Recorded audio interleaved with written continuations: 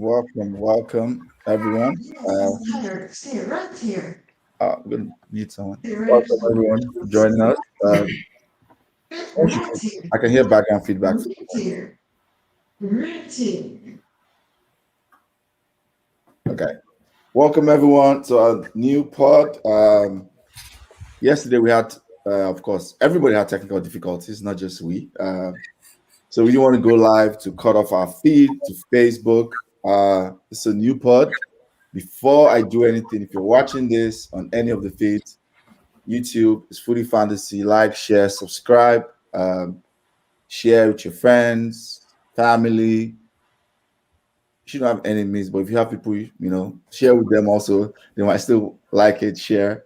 We have, let me start from my right. Your favorite man, Duranta, is back again. Oga Kwame.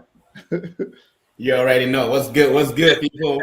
What's good? Listen, the rant will never end until what needs to be done is done.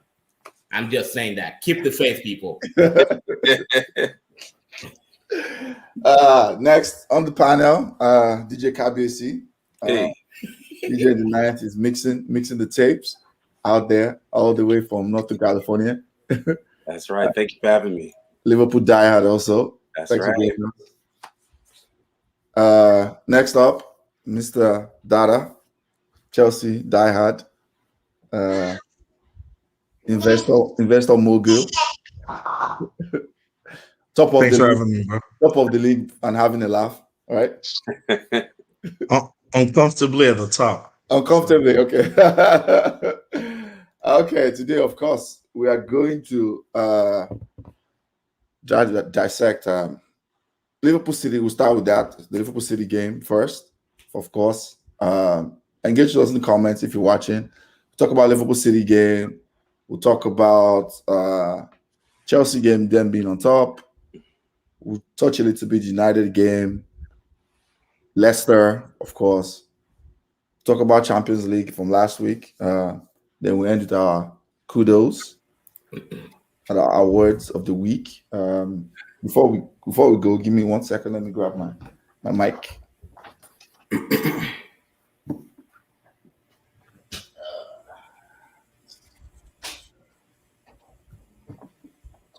While I do that, Bola, Yes, talk sir. to me about that game. About Liverpool's performance in that game. Let's talk to me.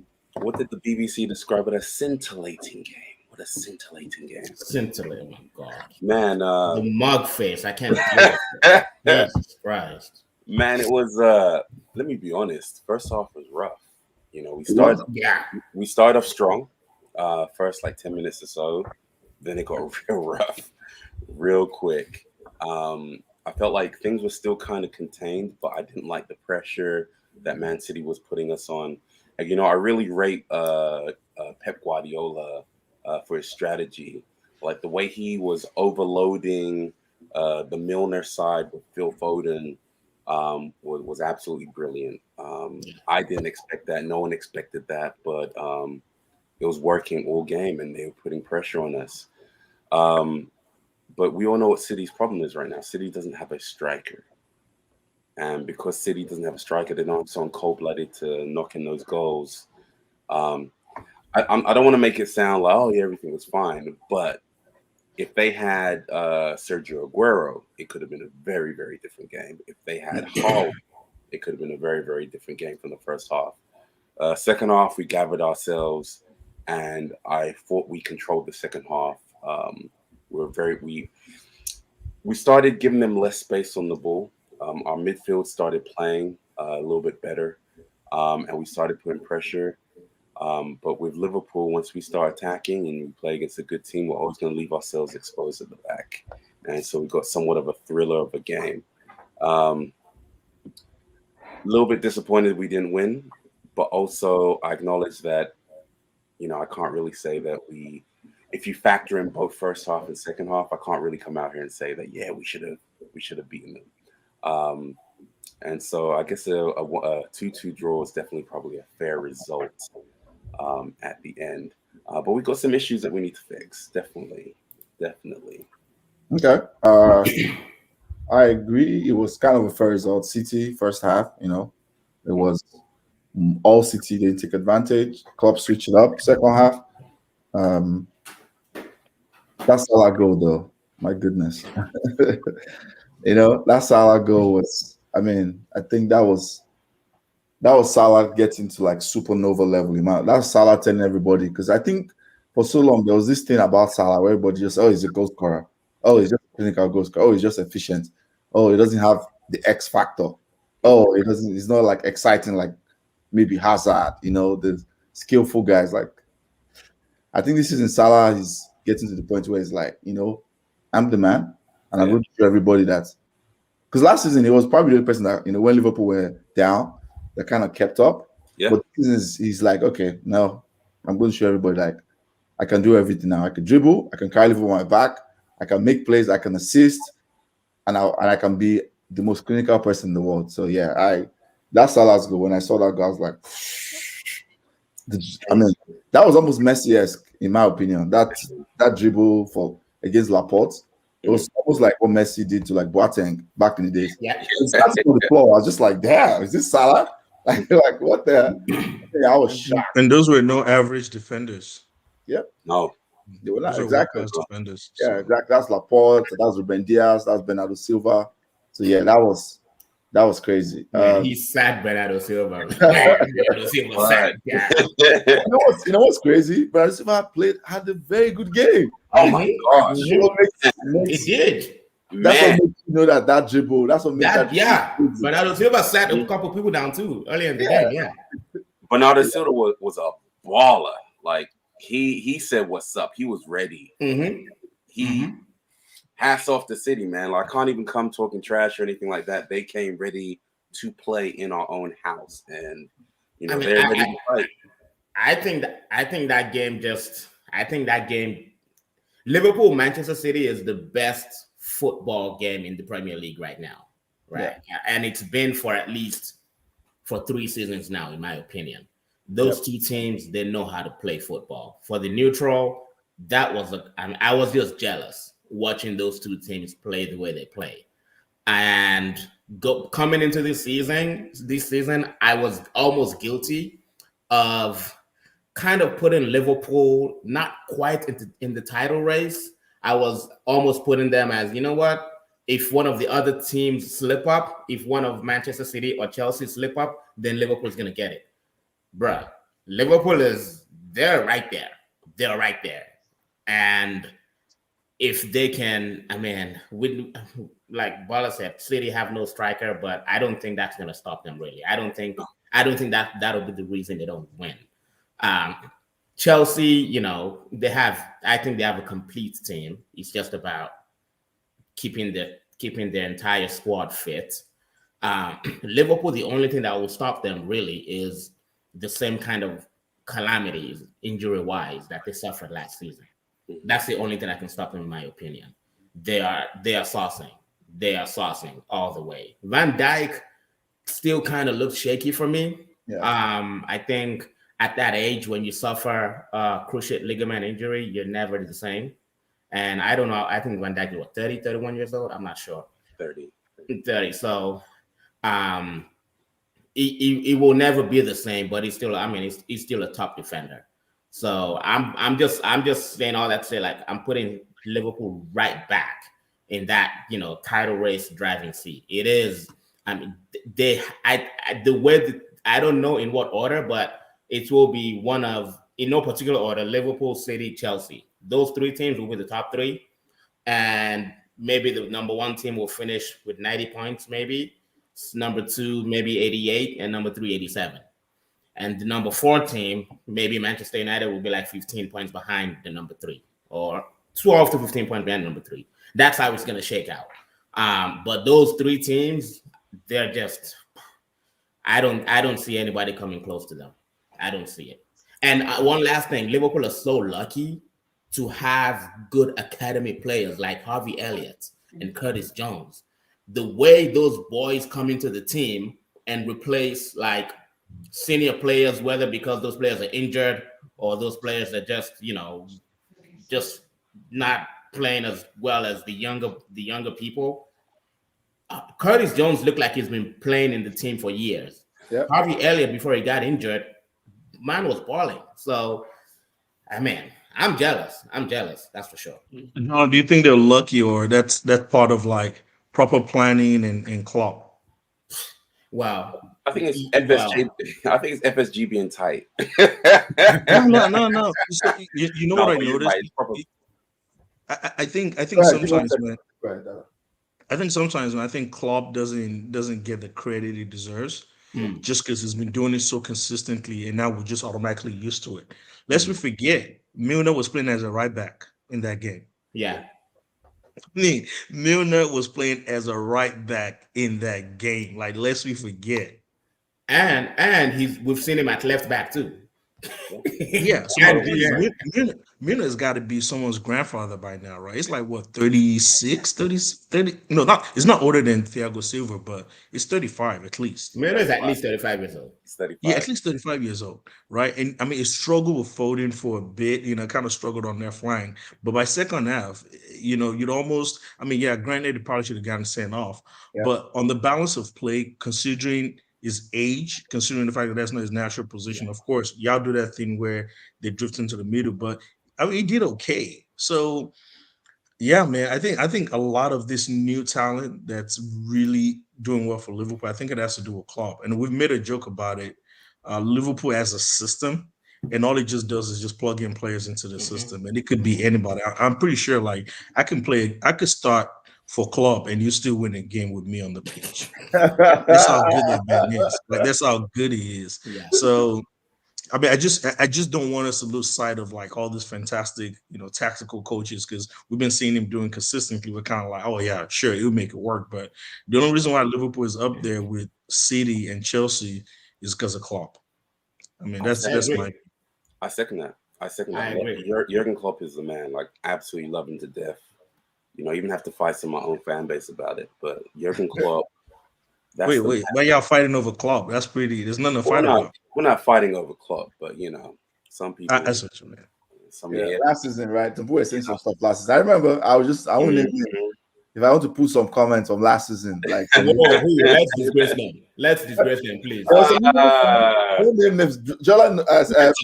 in the Liverpool household now playing. No, you guys are absolutely correct. Like, we definitely have a great system. Like, even like Harvey Elliott, who has been so great in that midfield role. Like, oh my God, it blew my mind. Yeah, he's an attacker. He was supposed to be a Salah replacement. He's not a midfielder. But he looked like our best midfielder when he was playing. Like, it was absolutely amazing. I think like some of the problems that we need to fix, and that's not a Klopp issue. It's I guess a newness of the season issue. We sometimes get a little bit lackadaisical. So I'm going to bring up like a stat. Your boy's been doing some research, so I'm looking at the screen. Yeah. So the AC Milan goal, 2 goals, 42 minutes, 44 minutes, just before halftime, we switched off. Right. We also let in a lot of goals when we make substitutions. So Henderson came in for Chamberlain, came in for Henderson in the Porto match at the 73-minute mark. Porto scores at 75 minutes. That's 2 minutes. Firmino came in for Jota at 68 minutes. Man City scores at 69 minutes. That's just 1 minute. Gomez came in for Milner at 78 minutes. De Bruyne scores 81 minutes. That's 3 minutes. So it's been a consistent theme. Like, after we make these substitutions, we lose track and lose concentration. And I think what we need to do in order for us to win, we need to somehow revert back to 2 years ago and really stay laser focused, because that's what it's going to take. Man City aren't going to let up. Chelsea aren't going to let up. And you know what, Jola, I'll even give you some credit, man. Like, the second you guys get rid of your manager, you guys have a squad. And Manchester United won it too. So, yeah, the focus element, the mental element of the game, we just need to kind of get together as well. Okay, let's take comments quickly. I think first one says, yay. This book user, if you could type your name, it would be nice. I think you're probably talking through Facebook or through, who this person is. I don't know. So that was a great game, Liverpool City. felt like Champions League final. I mean, yes, those games are that game was fitting of a Champions League. I mean, that's the new Classical. Yeah, the games are just ridiculous for the last 4 or 5 years. It's ridiculous at points. Like when you watch those games, you always feel like nobody's as good as these two teams. Yeah, you feel like that every season. It's like nobody's as good as these two teams. You just feel it. Last year was, I mean, kind of right off here for Liverpool. African Nations Cup will be crucial for Liverpool. Yeah, as that takes away 2 of them. Yeah, that's true. Yeah. Jan says, "Big up to the panel." Yep, Jan, tell us what do you think? Hey, about Liverpool, about Man City. Let Jan tell us what she feels about that red card. Yeah, the non-red card for James Milner. Yeah, that's a legend right there. I see her on a lot of platforms. That's a legend. So Jan City. So yeah. So let me chat a little bit about Liverpool. Just end on Liverpool. Yeah, I think so. I mean, I think I said a couple of weeks ago. I think they were flying under the radar. I think people just projected their form towards the end of their form halfway through last season. Yeah. And projected that into the season for some weird reason. I don't know why people were just thinking that way, because if you look at it, right, the beginning of last season, they were good. We all thought they were going to win the league until those injuries hit fully in December. We all thought they were going to win the league. And towards the end of last season, what happened? Yeah, towards the end of last season, they hit form again. They won like 10. You guys won 10 out of 11, right? Yeah. 1 10 out of 11 games. I think Jan says you jump on. Oh yeah, come on. Yeah. And also, Ayo, they also had a quiet transfer window. That's probably why people, probably why. I think that's the transfer window. Really. Yeah. They didn't reinforce. They did not reinforce. That's true. But the one thing that always kind of made me think that they'll be fine was that defensively they've reinforced so they can rotate their injured players now. Like they're not going to rush Van Dijk and play Van Dijk every game. They don't have to do that anymore. That's number one. The midfield wise, I kind of sense that Curtis Jones was going to have a good season. I didn't think that Elliott was going to get injured, of course. But like I just knew that the problems was always just do that front line. And I think they're going to be fine, even in African Nations Cup, just because of Jota and Firmino. I think they'll be overall be okay, because it's like 3 games, I think, 3 or 4 games for the whole of that. Like 4 games. Yeah, and it's not really tough. I mean, ball jumping here, they're not tough fixtures, right? No, they're not. They're not tough fixtures. So. They're tough for us. Crystal Palace has always been like a bogey team for us, but we're not playing, City, Spurs, Man U, or one of the big 6, right? But like I feel like you remember we did the preseason thing, and I said that I think Liverpool's going to be up there, but I think Man City might edge it. I think the big decider will be what happens in January. Are Man City going to get that striker? What's going to happen to Liverpool during the African Nations Cup? And then also what's going to happen to Chelsea? Like I didn't say this, but always in the back of my mind, Chelsea's going to have to deal with the World Club Championships and then the build-up of fixtures that's going to accumulate as a result of that. That's true. And so, if Man City could, continue with their run of form and, and do what they do, it seemed like they had the edge to kind of win the season. But January is going to be crucial. Will Liverpool reinforce? Because that's Salah, Mane, Keita. Thankfully, Matip has retired from international football, but that's 3 key players and half of our attacking options for the most part. So we'll see. That's a good point. Now, talking about City, I want to talk about them a little bit. I don't know if Jan will join. If she doesn't, we can come back to her when she joins. I think this last 3 games they've navigated, and I know they lost to PSG, but like they navigated a very tough week. And those 3 games, you could almost say they were the better team in all the games, the 3 games. Apart from Liverpool, you can say that was 50-50 maybe. I think they were better than PSG. I think they played better. No, I didn't think they were better than PSG though. I think they played better than PSG. I think the result did not reflect their performance, but I wouldn't say they were better. Okay. I think the game they were better by like miles with the Chelsea game. So the point I'm trying to say is they played 3 very tough games. In the EPL, I think they've gone away to almost all their rivals. Manchester Derby comes in like a month. And they've come out of all those games, apart from maybe Spurs, if you want to put Spurs there, that they lost. And they didn't lose any of those games. In fact, they won some of them, right? They beat Arsenal, they beat Chelsea, They've taken a point at Anfield. They still have Manchester Derby to come. And they have the second half of the season. Everybody has to go to the Etihad, now to go face them. And we all knew by that time of the season, City will be in the, how they get to that robotic mode. Once they get that robotic mode like this, they can win many. Before those games, they might have won like 16 games in a row. Yeah. It's really crazy how, just like what you said about Klopp now, going to Pep, how every season people kind of always want to doubt Pep. I remember just after the first game, it's like, oh, they should have gotten a striker. This. Like every season, people always want to doubt this guy. And I'm just like, that's the one person I can never bet against. Because I know that striker might still come back to bite them in the ass in Champions League, possibly. But that's the one man I can never bet against when it comes to just setting up a team to just get into that mode of just very brutal. And when they get to that mode that brutal, they press you, they suffocate the life out of you. Like that first half against Liverpool. Liverpool could, at Anfield, Liverpool did not know what was going on in that first half. If they're taking any one of those chances, I think City wins that game easily. Yeah. Or if Milner gets sent off, right? They were lucky with that also. So even that Foden chance where he should have hit it one time. You should have hit it first time. Yeah, exactly. Yeah, I agree. So it's one of those things where you look at City and you be like, they're always going to be a threat. Talking about City, we have Miss Man City here. Hey, Yannicka. What are your thoughts about the game? Do you know what? I thought City played really, really well. I wasn't expecting it. I thought because we had the Chelsea game and the PSG game, in both of them games, I thought City were really good. I think we were the better team in all three games this week. But obviously we didn't beat PSG. So I kind of expected us to go to Anfield, be a bit tired. I expected kind of not a poor performance from City, but I didn't expect what I saw. I thought City played really well. The first half, I think it showed that we need a striker. We should have been at least 1-0 up at halftime. Yeah.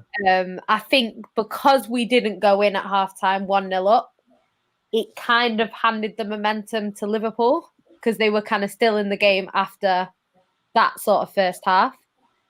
So then obviously the second half, it was a little bit more equal. Liverpool probably edged it in terms of the second half. They had more chances than us. But yeah, I thought City played really well. Milner should not have been on the pitch. I think anyone can see that. But yeah, I also think Pep could have potentially won the game. I do believe if he'd have brought on Ferran Torres, I think City would have won it. Before Liverpool scored, I think if at 0-0 he brings Ferran Torres on, I think we win that game. But it is what it is. I would have taken a point at Anfield at the start of the week. So I'm not too gutted, but I think City just played really well. Obviously, Salah is Salah. He's inevitable. He always scores great stuff. Yeah. And he's just brilliant. So can't really fault him. The Mane goal, I feel like City should have done better. But the Salah one, they should have done better in terms of the fact that they ran through the whole team. But in terms of the finish, I don't think many goalkeepers are stopping that. So maybe you used to tell Ryan to now put some respect on Salah's name. I know, that's what he's been saying. He was apologizing to Salah. He has to take, because Ryan's a Liverpool fan who's on Jan's Sarcasm City, part of Jan's group. He's always saying that Salah doesn't have the X factor. He doesn't have. Oh my God. What? I've been arguing. I'm defending Salah. I'm defending Salah. And I'm just I don't even like Salah. And I'm defending United fan. I'll be defending Salah on their podcast. What? What are you talking about? Salah's good. I almost agree with him though. I'm not okay. I'm just gonna put this out there. Everybody knows this. When Salah first came to Liverpool after that one season, I called him one season wonder. Oh, was it good? Of course, everyone did. You wouldn't have everyone did. I did not. Yeah, everyone did. I did. Okay. I did. So I mean, I mean, most people did. I did, so it's understandable. But I think after 2 seasons, I think it all died down. So I mean, of course, it's understandable. So but I still don't. And I'm just talking about just pure footballing talent, right? Ball manipulation, space creation, dropping the shoulder, dribbling, ball carrying. I don't see him as an elite footballer. However, his production, his output is undeniable. I mean, no. Somebody rewind that back. He's an elite footballer. The only thing he doesn't do is defend or be a goalkeeper. Huh? The only thing that is missing from Salah is defending and being a goalie. That's it. And he's been coming back. What I mean is like in terms of just pure footballing skill, I appreciate Bernardo Silva as more of a raw footballing talent than I do Mohamed Salah. But in terms of who do I need in my team to score, of course I'm picking Salah. No. Run that back. No, I'm seriously. Riyad Mahrez, Bernardo Silva. Where's my tea, real quick? Do you see how sometimes Salah would drop into the midfield, create space for? Remember when they used to play Firmino as a false 9? Yeah, it would create space for him. No. I hear all of that. He bangs in goals. He is inevitable. That is for sure. And he always looks like he's gonna lose the ball, but then he doesn't lose it, right? Yeah. He's a fantastic goal scorer. His output, his end product is always there with Salah. You can guarantee that. But just pure street footballer, I don't think he has anything on people like Riyad Mahrez in terms of street football. We gotta run that back a little bit. I said what I said. Your opinion. Don't say what you said. You just compare him to. There's nothing Riyad Mahrez does better than Salah. Nothing. I mean, let me correct me if I'm wrong. I don't know. Yeah. Mahrez's first touch is sick. That's one thing I'd say. I think we're underrating Salah's first touch too. Like the thing with, and we see this across all sports, right? Like sometimes people just look like they're the prototype for that sport. Exactly. But what they don't take into account is all the intangibles that come with it. Salah's one of the strongest players out there. Like that man is ripped. His touch is good. He may not look like JJ Okocha on the ball, but what he does with that ball is ridiculous. And that goal that he scored, that's not the first time he scored that goal, right? He does that all the time. And the reason why he's able to do that is because of his technicality, because of the skill, because of the touch. And even the Mane goal, and I know folks weren't really feeling it, that goal was really a work of art. Like if you see the movement by Mane, they almost like kind of sold your defenders, I think it was Ruben Diaz, a dummy, cut into that space. But for Salah to have the vision to even make that ball and the weight of the pass and the weight, it was perfect, And so he may not look like our stereotypical football player, but my God, that man. It's not about his looks. I mean, it's just about how he plays ball. I mean, Diego Maradona did not look like the stereotypical football player, but I mean, the man had the best left foot we've ever seen in world football. But Mohamed Salah I'm sorry. I'm just not putting him up there as an elite football. I'm not putting him up there. Great goal scorer, wonderful output. I'm just going to put it out there. I think so that we can move in and let Yan give her final. I think she has to jump up. Let her give her final thoughts on Man City, so we can move on.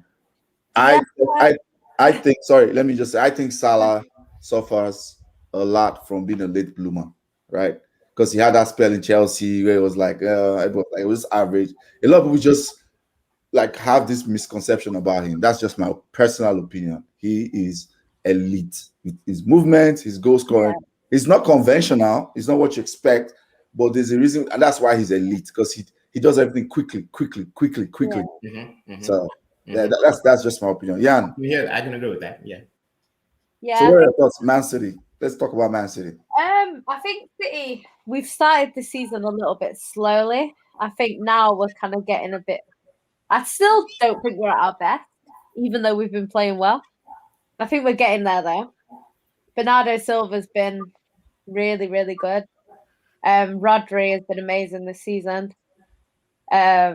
Just so far, De Bruyne is not fully fit. He's not playing at his best. Definitely not. Yeah.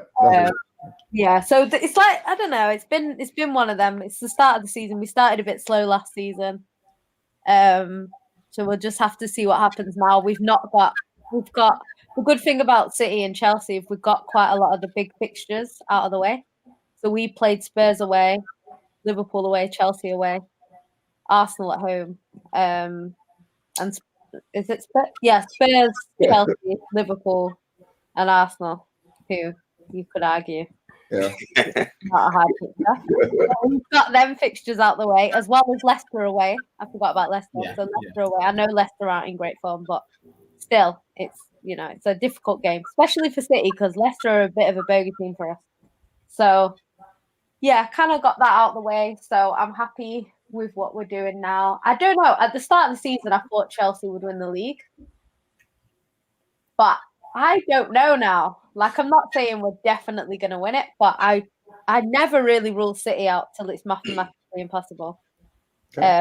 But I think it will depend on what happens in the Champions League. Because if we go out of the Champions League at any point, I think we win the league.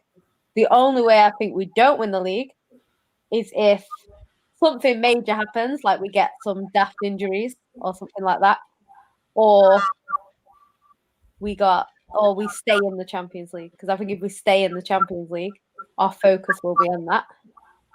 So yeah, but I think so far so good. I don't think City are at the best yet. I don't think Chelsea are at the best yet. I don't think Liverpool are at the best yet.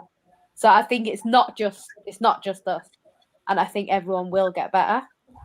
But yeah, for now, I'm quite happy with City. We'll have to see what happens because we dropped points to Southampton, so it's kind of like that's not a good result for us. So we'll just have to see. I think our finishing could come back to haunt us because even in games when we're winning like 5-0, we should be scoring more. So City need to fix it or buy a striker or something because I think that Liverpool game, if we had an Aguero in that game, I think we win it comfortably.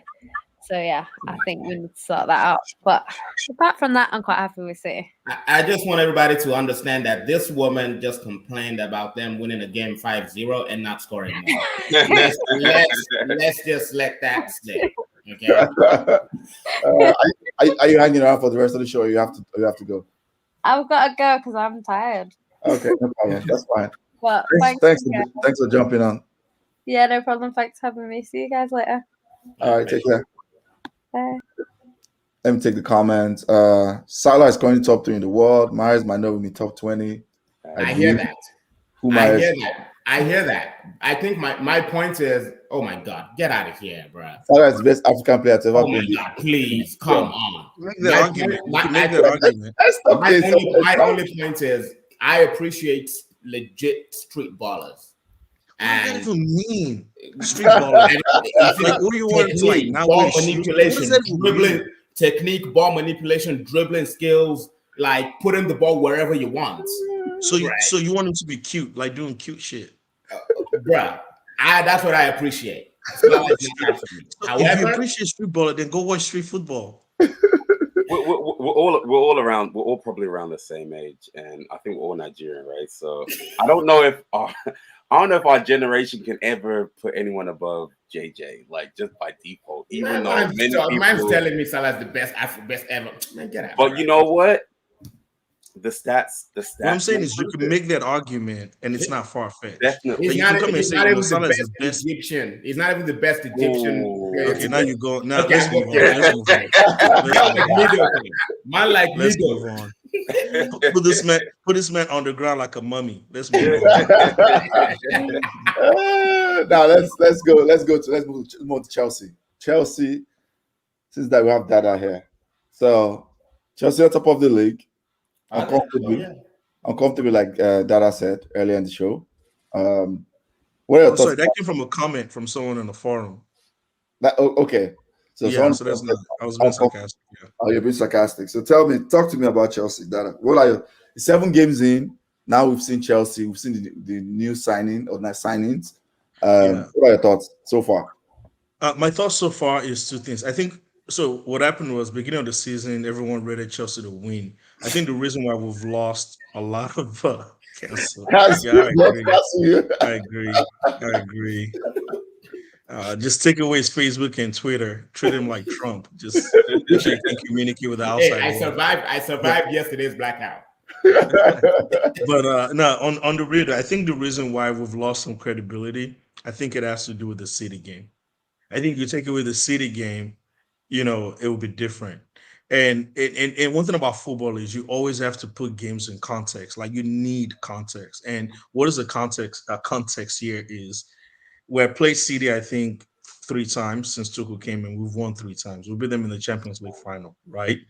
So even though that was just a league game, that was not a league game to Chelsea. If you go back and watch that game, Bruno Diaz gave like the probably like the second best performance he will ever have in defense. And you can see the way they were celebrating at the end. Yeah. I mean, I don't watch every City game, but I've never seen them celebrate it like that. Like Kyle Walker was all about it. They were just slapping each other's hands like, man, we did it, right? So I felt that they needed to win that Chelsea game for 2 reasons. One, it's like, okay, you guys can't just keep beating us, right? So there was that.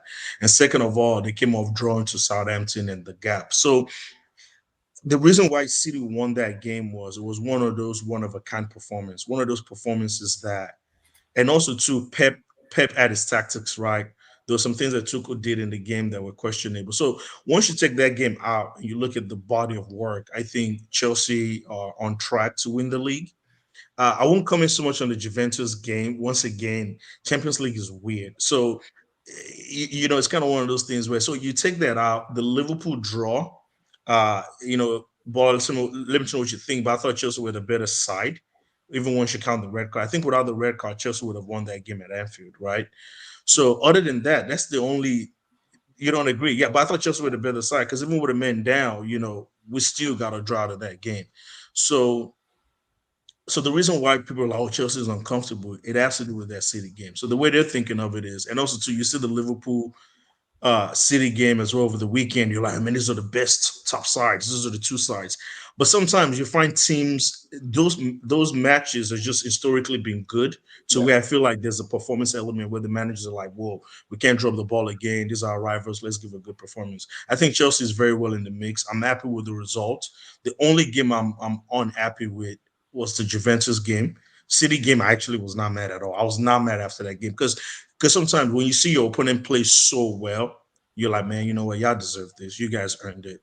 So all in all, I'm not. And one thing that Tuchel has done very well this season that I'm happy about is he's able to bring like uh Ruben Loftus-Cheek, Barkley, those two players out of like retirement back into the fold, and he's exactly exactly, and he's getting the best out of them. My only concern right now is with Lukaku, in that we play him in a very one-dimensional way, right? We play him in such a pass and feed. It's like a feed mechanism, and City did this very well, where they just intercepted all the passes to Lukaku.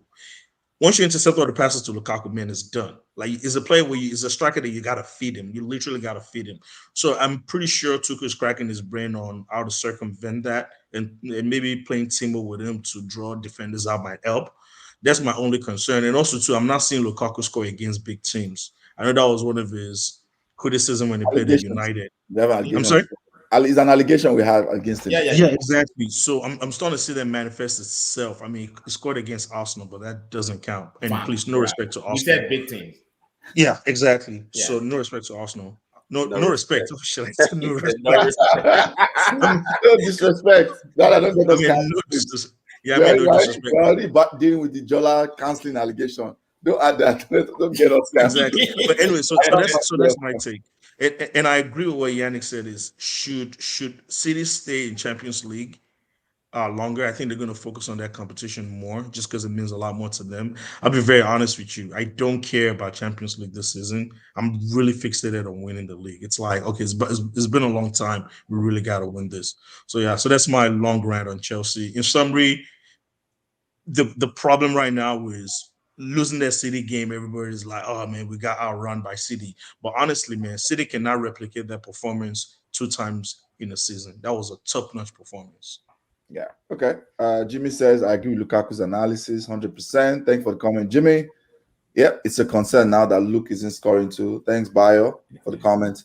My quick thoughts before I ask you guys for your thoughts. I'm good to United. I said it like I think Chelsea's fine. The thing I was worried about for Chelsea was, apart from Lukaku, they didn't like goal scoring midfielders. They do. Like Mount is not going to give you volume goals. Havertz will not give you volume goals. They've never shown that in their career.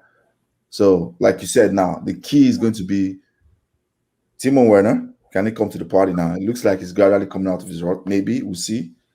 Then the other midfielders, Loftus-Cheek, the Barclays, like throwing them in. Now that it looks like Mount is, or it's a natural deep. I think young players. It's tired. He's played so many games for England, for Chelsea, and he's performed. So I expected a natural deep. So who can step up now? That's where I think Chelsea's problems could lie. Defensively, I mean, they're like rock solid.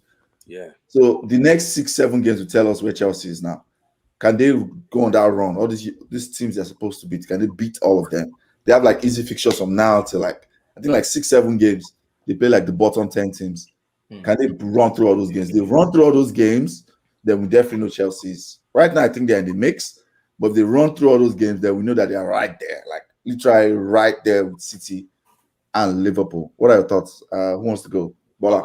I think that was pretty solid, man. Like I think one thing that we always need to like be careful of when we're analyzing our teams, and we hope for an additional striker or for someone to do something in midfield. In order for that to happen, we're going to be pulling away from another part of the field, and that could be a vulnerability to Chelsea, right? But the one thing I will say about Chelsea is that Chelsea is extremely stout defensively. The spirit of Mourinho is there. That 3 in the back with the 2 wing backs, 2 holding it, like fantastic. If you can get Lukaku and Werner putting away the goals and maintain your defensive stability, you guys are going to be great, But that's the question: can you do that? What can you do when? How can you maintain your defensive stability without isolating Lukaku at the same time? And it's ironic because I said the same thing. I'm not equivalating you to my son's team, but my son was playing soccer this weekend, and I had an issue with the coach because the midfield was wide open, right? And there wasn't enough linkage to connect the strikers to the midfield and the defenders. And I think on a simplistic term, that is kind of what Chelsea's kind of dealing with. And once you guys figure that out, you guys are going to be solid. So I think with all the teams, Liverpool, Man City, Chelsea, even Manchester United, it's going to be which team can stamp their authority on the system that they're playing and get it cohesively working the best and quickly.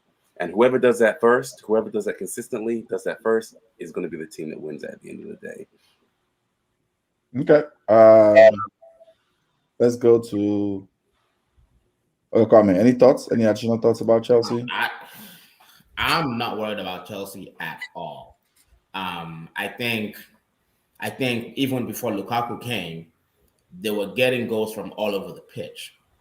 What's the left wing back? What's his name? Alonso. Mm-hmm. Alonso can pop up with a goal at any time, right? Even Chilwell can pop up with a goal at any time. Center backs, they stay scoring. I watched Kurt Zuma score 5 headers last season. I mean, he's gone now, but Thiago Silva can do that. Tony Rudiger can pop up with a goal, and he makes forward runs too. So midfielders, Jorginho, he's the penalty. He slots in the penalties. Kovacic, he's not that much of a goal scorer, but he's a big part of that midfield as well, at least in my opinion. Now Havertz, Ziyech, they've not proven to be reliable goal scorers, but then that's why you have the addition of Lukaku. So I'm not worried. I think they have enough goals coming from all over the team, even when Lukaku is not scoring against the big teams, for them to at least mount a serious title charge. I'm not worried about them at all. And yes, Lukaku, he's still not scoring against the big teams. We still see the same things he suffered at United. we still kind of see those things, but it's he's undoubtedly a better player than he was at United now. He's more mature, and he's leaner as well, and he's much leaner leaner as well, much and leaner. as well. I don't know what happened at United. I'm not sure how true this is. Some people were saying that that the coaching staff told him to put on more weight. Yeah. If that's true, that's stupid. Why would you have Lukaku put on more weight? But anyway, that's besides the point. So he's leaner, he's more mobile. His touch is still shit, but he's a better footballer. So I'm not worried. You know what's crazy? What? Sorry, you know what's crazy was last season Chelsea had one of the highest XG expected goals, and we didn't score a lot of goals. Why the reverse is happening this season? We have low XG this season, and we're actually scoring more goals. You already have goals in the season, right? So it's weird. Yeah. But then you have the switch. Didn't you switch from 2 in the back to 3 in the back?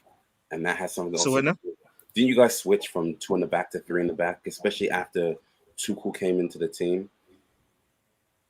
Yeah. But I mean, even after Tuchel came, we struggle with expected goals. Like our problem last season was we weren't converting our chances, and this season we're just not creating enough chances. I mean, the City game, we didn't have a shot on goal in the City game, and then Juventus maybe we had like maybe 1 or 2, right? So I mean, as I said, those are like 2 games that I don't want to put on a trend line. I'm just gonna those are anomalies for different reasons. So yeah.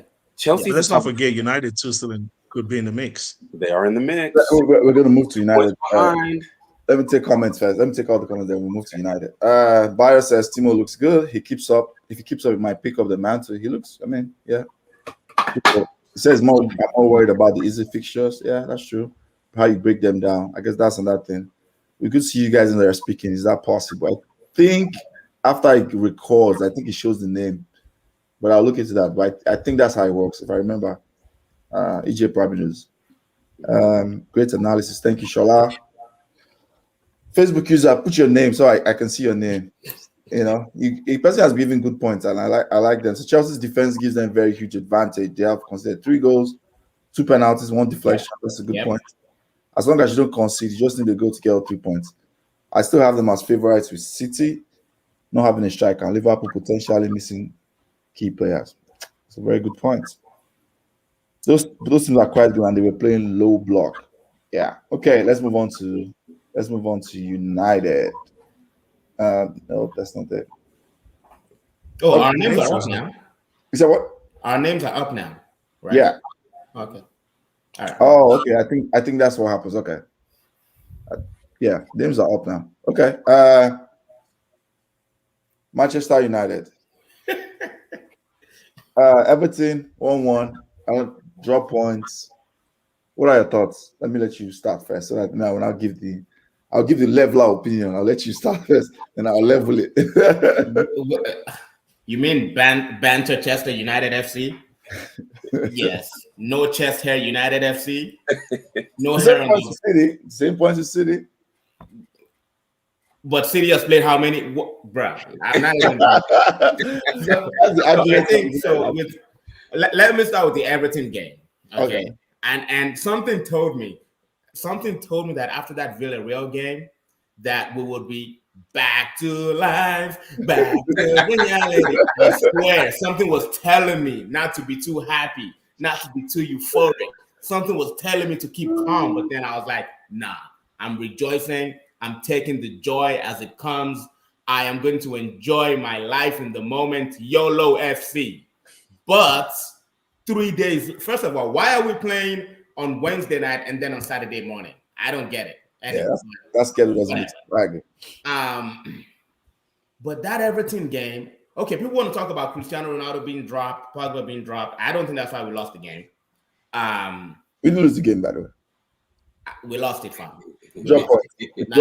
Nah, we lost it. Yeah, it's losing when Andros Townsend thinks his name is celebration. When he thinks his name is Andrew Ronaldo Townsend, right? When Yerry Mina is doing the teach me how to dug it, teach me how to dug it.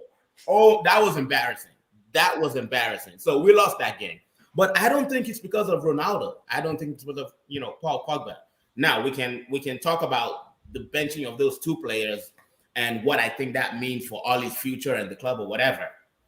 But Cavani didn't play too badly. Tony Martial didn't, he didn't play too badly. He scored. The problem is that we still continue to put out a weak midfield. And the problem with the McFred sandwich is not just that they don't offer much going forward. That's not the only problem. We also have to look at the defensive failures that exists in that sand. Like, that is a sandwich with no meat. It's like eating two buns, right? It's not a balanced diet. Okay. Eating two buns before? This is the wrong platform for that. We gotta get friendly. But why you always gotta go there, bro? But my point is, like, we always talk about they can't pass, they can't carry the ball forward, they don't know how to progress the ball well, but they're also weak defensively. Like Fred, Demarai Gray. I don't think Demarai Gray is taller than me. I'm 5'7", 5'8". Dude, Demarai Gray is not taller than 5'8", right? Dude is probably 140 pounds, 135, 140 pounds. Man, this guy. Fred was not responsible for that goal, though. Sorry, it wasn't just on Fred. No. I know it's on, because listen, the midfield relies. I mean, the defense also relies on the midfield, right? McFred, if not even McFred, I'm putting them together now. Fred, if Fred is worth anything as a midfielder, you should be taking that guy out. Take him out. You get a yellow card. That's what Fernandinho does. Right? Do you know how many times I've seen Kovacic do that? Just take him out. He's all the way at the halfway line, right? But again, the weakness. But how can you be surprised when the person these people call coach came out a few days before and said, "Oh, I value passion and desire, and that's why I pick McTominay and Fred." Now the fans can, have their opinions on who should be starting and who should not be starting. So wait, the passion and desire you value, you did not even get that from Fred or McTominay, right? So I just think for me, the more Ollie speaks, the more I understand him, right? And the less I'm angry. I don't think that's possible for me to be less angry, but anyway, but the more I understand him, the more I understand Ollie. I think Ollie, and I mean, this is not an exaggeration, I believe that Ollie does not value actual balling ability. He doesn't value people who play ball with this. He doesn't value that. All he cares about when you're done with the game, how many miles did you run? That's all he cares about. And so, like for example, this is the example I was giving my brother the other day. When I was young, growing up, 4 or 5 years old, I didn't think there were any other languages in the world except English and Yoruba, because that's all we spoke in the house, right? But as soon as I started to get introduced to, more people, more languages, like, oh, okay, well, maybe we can learn this language. Maybe we can learn. Ollie is me at 4 years old. Ollie does not understand that there is more to football than running around the pitch. So I get it. I get that he doesn't value people who are actually technical on the ball. Not only technical on the ball, but also technical off the ball. Nemanja Matic, sorry, I know I'm going on a rant, but I'm talking about Nemanja Matic. Nemanja Matic, remember when he came in? I forget what game he came in. This guy, the first thing he does, gets between the center backs, collects the ball from one of them, immediately within 15 seconds, creates a chance for Cavani. It was Villarreal. If Cavani had a little more pace, would have been through on goal 1-on-1 with the goalkeeper. Yeah, it was the Villarreal game. Right, Villarreal game, exactly. So that's what I call technical intelligence on and off the ball. McFred don't have that. They're not intelligent on the ball, and they're even less intelligent off the ball. So I think it's coaching, though. I'm beginning to understand this guy. I'm beginning to understand this guy and why he is the way he is. He's just wired like that. Second thing last thing I'm gonna address before I let you talk, Aya, and balance this out. Ollie, when he was talking about the McFred, he said, well, in my career, I was the most substituted player. I sat on the bench a lot. And I'm sitting there looking at this man like, bro, you sat on the bench because Dwight York was in the team, Andy Cole was in the team, Teddy Sheringham was in the team. Did you expect to play ahead of to play ahead of those three players, especially Andy Cole and Teddy Sheringham? Like, are you dumb or are you stupid? Or are you just a dickhead? Which one is it? Right? The reason you were coming on as a sub is because those guys were better than you were. And that's a fact, right? You scored a goal, of course. You scored a goal that won us the Champions League. Well, 2 goals, right? 22 years ago, or how many years ago? Fine, cool. Thank you. I wasn't even supporting United at that time. But whatever. 1999. I'm sorry, I wasn't supporting United in 1999. I was a child. I respect that. I'm being honest. But this man is telling us, well, McFred is playing. Oh, so you're telling me McFred is better than Matic and Donny van de Beek? So again, every time he opens his mouth, I understand a little more about him. And I think he's starting to unravel. I think the Ronaldo dropping, I think that was a message. I know there's something going on. Ronaldo started complaining. I know there have been reports where I think ESPN has said that Ronaldo went to him and told him, look, the play is too slow. Speed it up. I don't like how this team plays football. Maybe that's why he dropped Ronaldo. I'm not sure. But there have to be things going on in the background that make me confident that this man will not last beyond December 2021. When you guys shout Happy New Year, Ollie will not be the manager at Manchester United. Okay. When there reports of offering the training staff, or was that just bogus? Was there reports of offering the training staff? Well, what I think about, so I mean, they offered Ollie a new contract as well, right? So it wouldn't make sense for them to offer Ollie a new contract and not offer the rest of his team a new contract. Correct. I'm not worried about that. Before Jose got fired, he signed a new contract, right? I don't think that means anything really.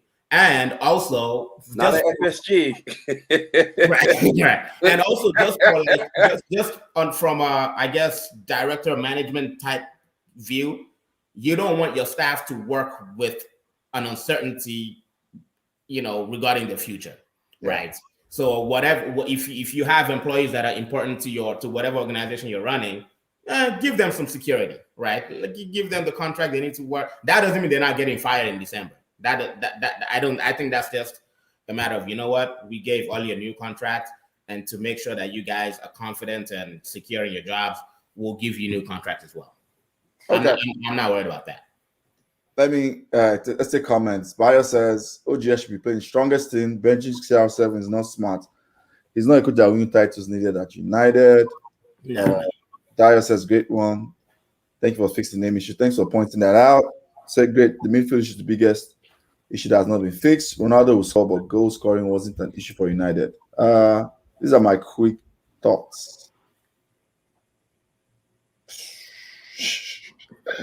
United is pretty much. I think I made a comment right on the forum. People actually thought I was like trying to like troll Solskjaer when I said the Oli and Vibe show, And there's something I put there. I said sometimes you get Bonner Boy, sometimes you get Speed Darlington. I don't. People might Speed Darlington. Speed Darlington is like he's not really a musician, right? He's like a comedian. And I meant that when I said that sometimes. He's a comedian. Yeah, he's like a comedian. I don't think that guy's a musician. That's the dancing guy. He's just like a troll, right? Whatever. Has he made any music? Yeah, I don't know. It's like a troll. He just says weird stuff. Yeah. And the reason why I say that is I've said this multiple times on multiple platforms. Bola probably is tired of hearing me. It's like, that's kids. As a DJ, Bola can relate to that.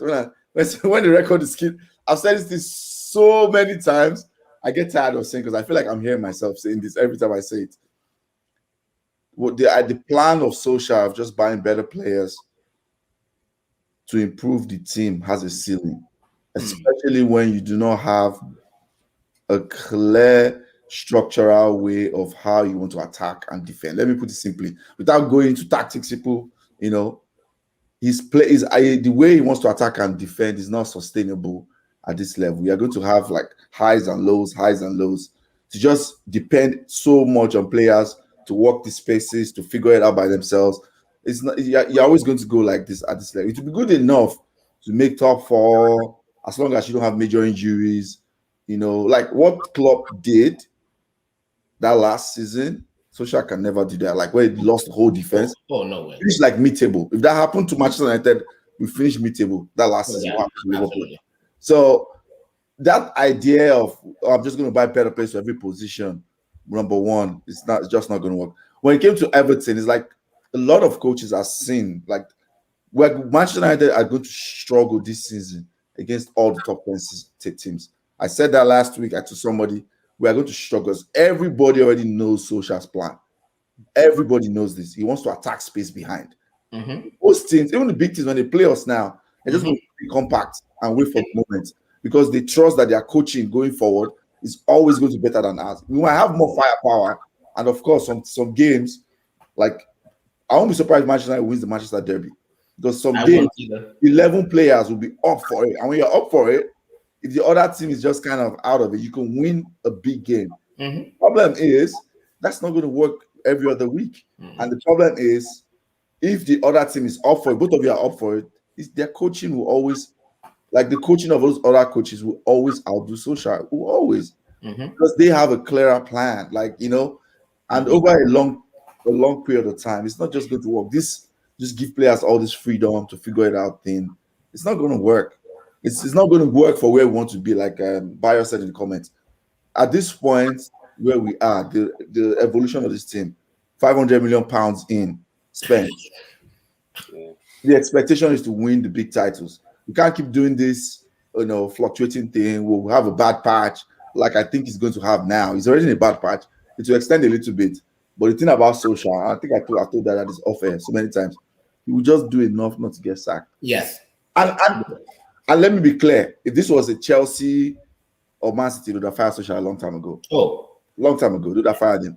But because those are proactive clubs that make decisions. I mean, Chelsea did it last year with Lampard.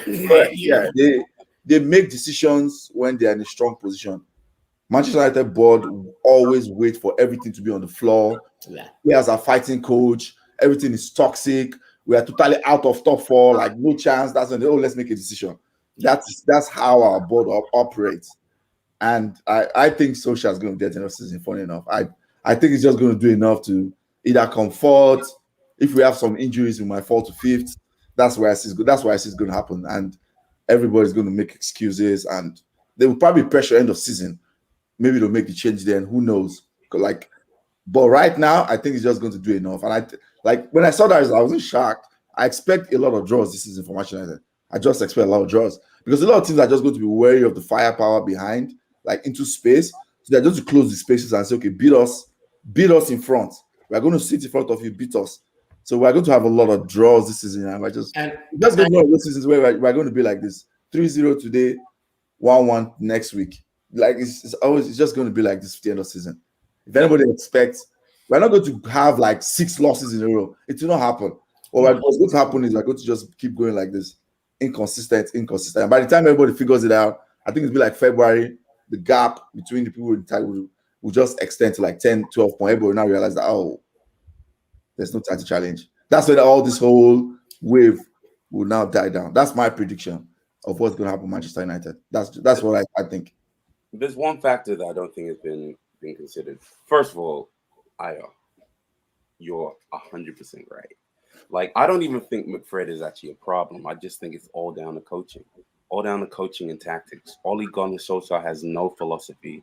He doesn't know what he's doing except when he plays against, like, say, Liverpool or Man City, where his strategy is sit back and counter. That's the only time where I ever see, like, a strategy from Ole Gunnar Solskjaer. But the one, and again, this is like non-banter bola. This is just straight, for the love of football. The one factor that I don't think has been considered is the Ronaldo effect. And not the Ronaldo effect in the sense that you have this quality player that will now do something on the field. I think the Ronaldo effect will come in him being vocal and making a noise behind the scenes. Like I've already heard like rumors of Ferguson came out and said that CR7 should have been starting.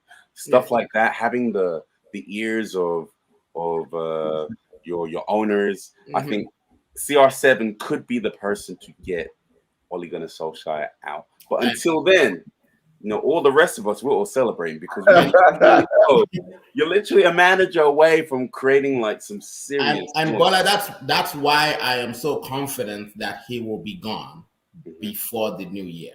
I am so like I don't know what gives me this confidence, but I know that if there is anybody who can walk into Ed Woodward's office and demand that Solskjaer be fired, it is Ronaldo. Yeah. The reason, I think the biggest impact of Ronaldo is not even going to be on the pitch.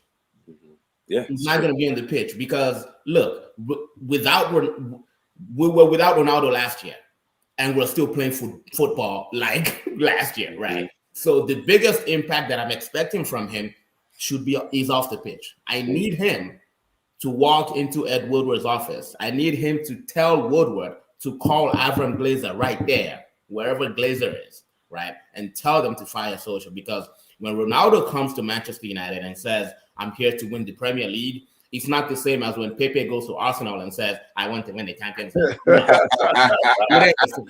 It ain't the same. There's levels to this shit, right?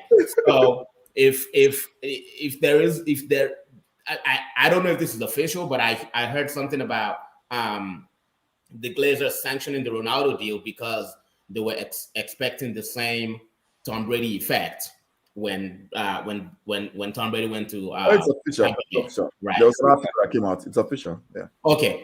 All right. So if that is the case, and it came down to Manchester United, the boardroom choosing between satisfying Ronaldo, an entire institution by himself, or keeping Solskjaer, there's only one way that decision is gone. And I think shit is going to hit the fan so much before December that this guy will be gone. I'm confident of it.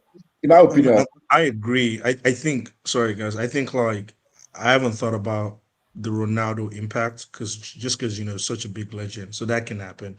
But what I don't see happening is them firing him by December.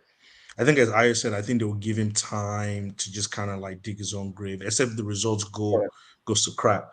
But there's a quick point I want to make, though. If you have time, United fans, go back and watch the Newcastle game. Look at Newcastle's second goal and look at the Everton goal. It was the exact same thing. It was like copy and paste. And the reason why that is interesting is the reason why I say you shouldn't maybe blame Fred. Yeah, granted, he should have maybe cleared that. But if you notice, the moment Fred lost that ball, there was space. There was not only space in the midfield, your defenders didn't have enough time to recover. I mean, that is damn near coaching 101. Yeah. Right. So you don't have a defensive midfielder that can read spaces. You know that. You didn't coach that. And on top of that, you have your fullbacks. They were literally behind the ball. So the moment you have a pass through them, you've isolated your entire backline. Mm-hmm. You're now relying 100% on Fred to help with the recovery. Yeah, I totally hear that, and that's I focused on Fred just because of Fred and McTominay, they come together. I'm sorry, they're twins. Sorry, Joel, I was going to tell you if that was Chelsea. So let me tell you what was going to happen. If that was Chelsea, what would have happened is Kante would be in a position right behind the back four to where he could recover, and you'd also have like Azpilicueta covering that flank. Mm-hmm. You would always have at least 2-3 players that can read that space where that space will not be there. Now, don't get me wrong. You're going to have one-off, but that literally happened in Newcastle. Newcastle 2 games, who was that guy? The Saint-Maximin. Saint-Maximin, yeah. Replace Saint-Maximin with Andrew Townsend. It was the same thing. 2 wingers with good pace, finding space. That was it. And not only that, the defenders just overload a certain part of the pitch. Why did Luke Shaw vacate the space? I will never understand. Only Solskjaer can make Varane look like Titus Bramble. Did you see the way Varane skinned. Oh my God! You know, but that was some top notch. That was some top notch analysis by Dada right there. That was really top notch analysis right there. You have to squeeze the field. You got to move as a unit. You can't leave people on islands, especially when they want to overload one side of the field. If you're not trained enough to deal with that, you're always going to be exposed every single time.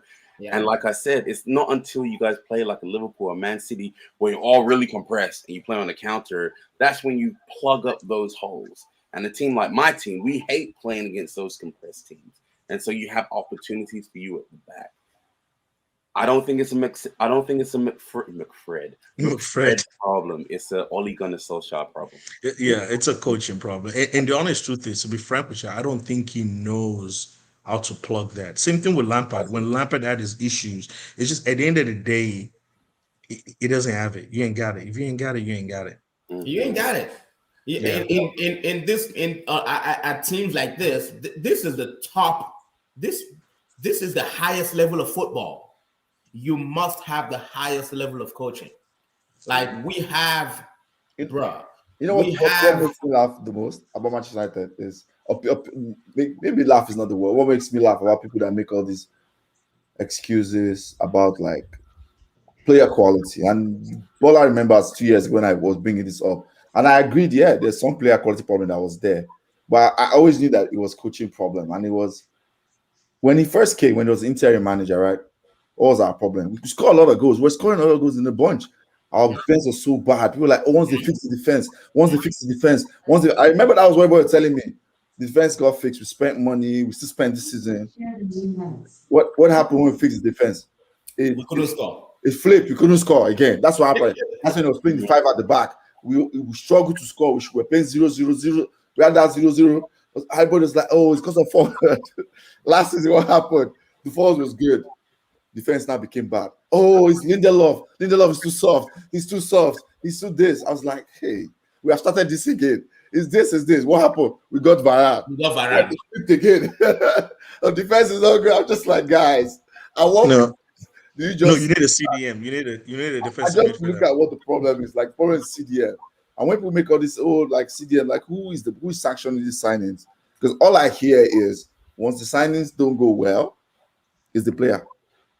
Once the signing goes well, he bought Bruno. Can't you see that kind of Bruno signing? Right. Then his manager should get all the credit. Because the way I look at it is, if he knows he needed a CDM, why did he buy Van der Beek? I said this I posted on Twitter as a poll. Why did he buy Van der Beek? Why did he buy Diallo? These are players that don't play at all. The combined amount of those guys are close to 60, 70 million. So that couldn't have bought a DM. I didn't want to add Ronaldo. Fine, Ronaldo is whatever it is. Those two players, that's like 70 million right there. Why did we buy them? So when I hear all these excuses about the DM thing, he wanted Rice, I'm not listening to it. He didn't want a DM. It's clear because when he wanted Ronaldo, the reports are there. Ronaldo happened within 6 hours. He called Ed Woodward and said, "This prioritize this signing." He didn't prioritize the CDM because he doesn't know the problem. He thinks the McFred thing works. So all these are just excuses that. And he hasn't even come out to say why he thinks the McFred works. So exactly. Now he has told you. He has told you that he does not want a DM. People don't listen to it. He has told you because then the excuse is like, he wanted Rice. Like, which manager gets all the players he wants? Tell me the manager. Exactly. I look at OGS and I'm like, tools of the incompetent used to build monuments and nothingness. Like, my guy doesn't know what he's doing. No. And that's always going to be a problem. Like, gone is the day where you can rely. Like back in the day when I first started watching football, 80s and stuff, you can have the best players and they can figure it out. That doesn't work no more. Like, the level of coaching is so precise. It's like complex now. It's so complex now. Even the bad teams have top quality managers who can cause havoc. Like, look at Newcastle. He said it in his book. I go back to it because the person everyone likes to compare him to. Any Manchester United fan that's watching or watch this podcast, go back and read Fergie's book. One of the reasons he mentioned why he got tired and wanted to retire, he said it like the defenses in the EPL and they got way more complex. Like there's so much data out there now. It's not as straightforward as just buy the best players. People always go back, but Zidane was doing the same thing. That's a lie. That's not. Zidane is a product of Italian coach. He his teams were very organized. Yep. We don't have the level of organization that Madrid team that won 2 champions. We don't. Zidane had like, no, it's a lie. He was a very organized coach when it comes to compact. Like Zidane was pretty much like a Conte. He knows how to organize teams to be compact defensively. So all these whole stories is just like, I think it's time for us to move on. I think when Manchester United are serious to make that change, which they should have made a long time ago. All I know is Uncle Moo is sitting back in Italy, sitting back and relaxing. Please, let's not go there. You shouldn't do bad by me. No. Three. Respect, man. Respect. Let's do a quick wrap up. I think we just talk about Leicester, then we go to our awards so that we can wrap up the show. Leicester, man, we need to start an open investigation into Leicester. This is a poor starts for Leicester. This is poor. Are you putting Brendan on fraud watch? No, it's not fraud watch yet. Oh, this is a very poor start. This is a first. I think they've won only 2 games, and their schedule was supposed to be easy. It was supposed to be an easy schedule. Who did they play? They've not played anybody. The Burnley, Crystal Palace. This is an easy schedule, and they are struggling. Like I watched their games. They got injuries, though. They got injuries. I know they have defensive injuries. I get that. I'm saying that I know they don't look fluid when I watch them. I know their main guys are there. Like Madison is so poor that he doesn't even start games anymore. They have Tielemans, they have Harvey Barnes. Okay, Gigi just got injured, but before then they have the key guys. I think they are struggling, and Brendan Rodgers needs to figure it out. I think they're struggling. And for one, Madison is somebody that I kind of have to own up because I know I had this argument a while back about Madison and Grealish, probably like 2 seasons ago when they were like both on top, and I thought Madison was going to have the higher ceiling. Now I'm like, Madison doesn't even look anywhere close to Grealish. I'm like, anywhere close. No, because I think let's not ignore the defensive liability. So Yunchu has not been good. Yeah, he has not. I've watched that man make so many mistakes. Goal conceded, like mistakes that lead to goals, and he's just not good. I think Fofana is injured, right? He's long term. Let's not also Fofana brought a lot to that defensive unit at Leicester City. So he did. Combine Fofana's injury with Soyunchu's mistakes.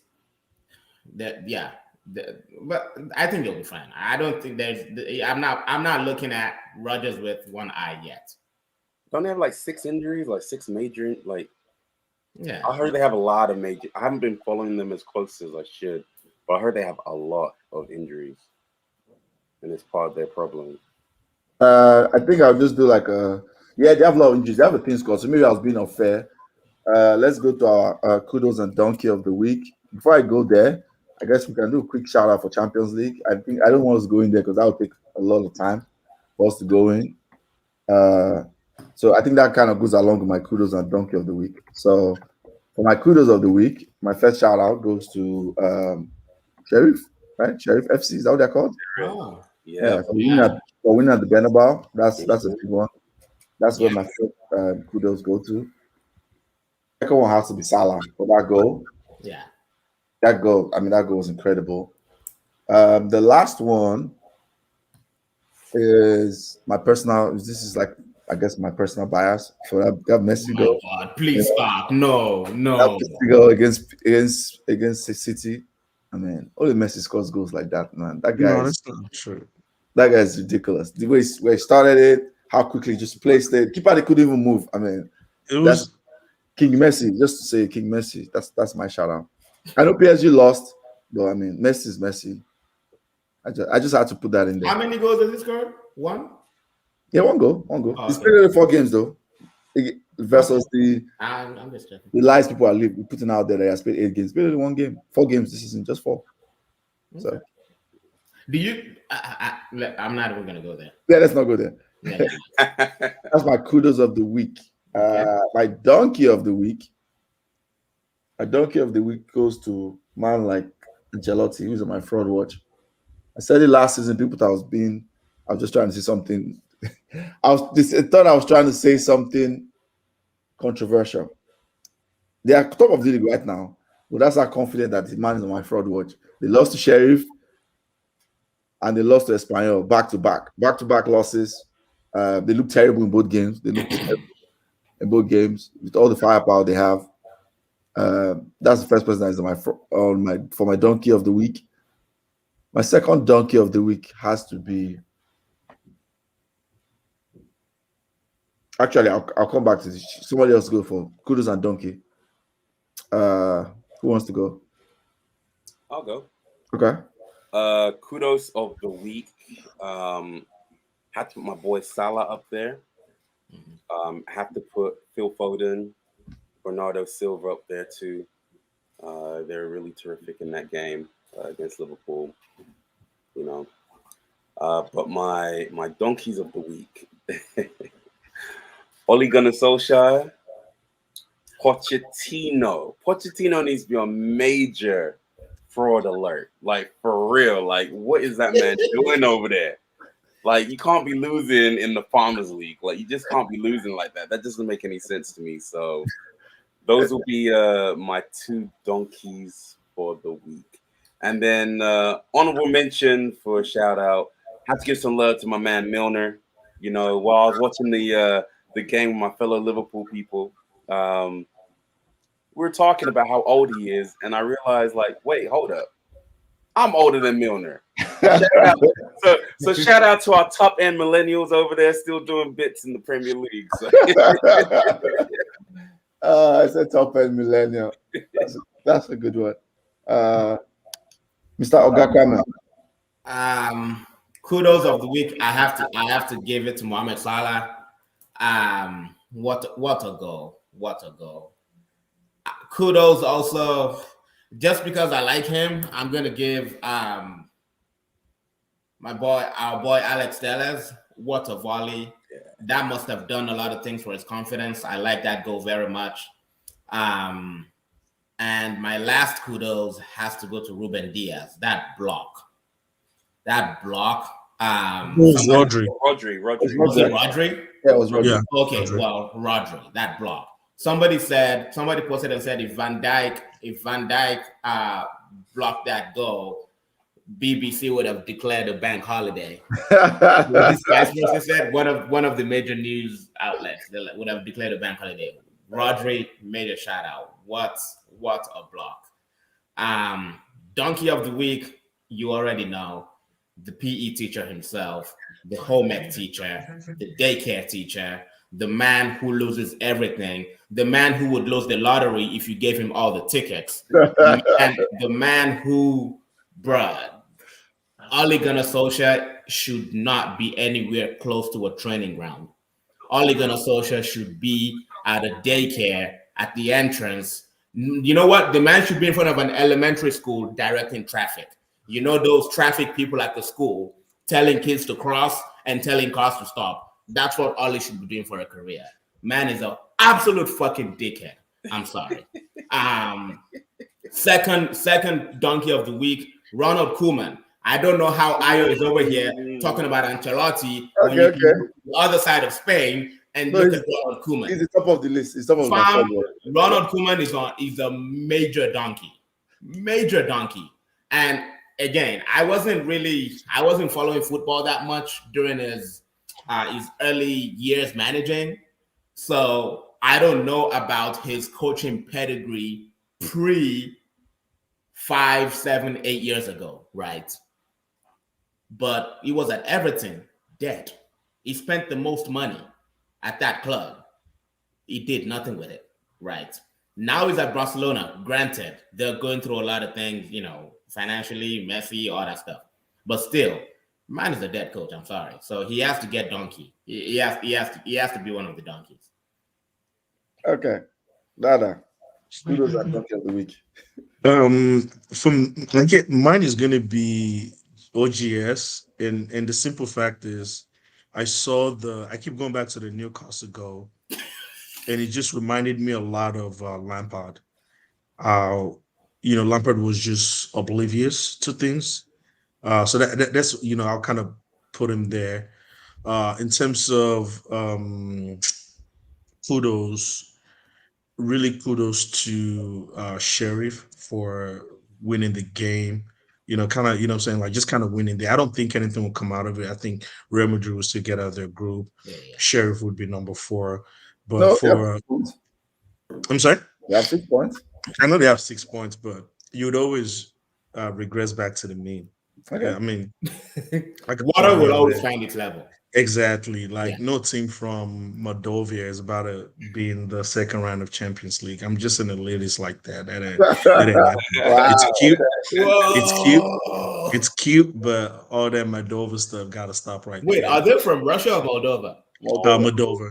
Oh, Yeah. I heard they're owned by 2 former KGB agents. Yes, yeah. No wonder they were playing like that. They didn't want to I'll lose. Yeah. Hey, Krishkov, if you lose, don't come back home. And another donkey of the week will go to the entire Barcelona management team, the board of directors, whoever is responsible for making key decisions in that club are going to be absolute donkeys for decades to come. So there goes that. I agree. I can't come up with another one. I think everybody has said all the other donkeys that I can think of. I think anyone that calls himself a gunner, Ole Gunnar Solskjaer, the Gunners, Arsenal. I just think there's something going on with that. I don't know, like it's jinxed right now. Oh man, Manchester United. Yeah. Well, I think we've come to the end of the show.